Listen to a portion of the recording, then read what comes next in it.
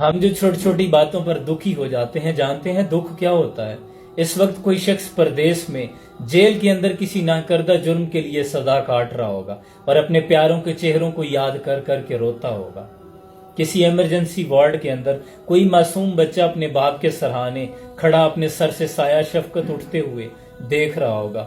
کسی دور گاؤں کے اندر کسی ڈسپینسری پر ایک ماں اپنی گود میں اپنے لخت جگر کو لٹائے اس کی ٹوٹتی ہوئی سانسیں گن رہی ہوگی۔ کسی صحن میں کوئی شخص اپنے پیارے کی میت سے لپٹ کر چیخیں مار کے رو رہا ہوگا اور خود کو یہ یقین دلانے کی کوشش کر رہا ہوگا کہ یہ ایک خواب ہے۔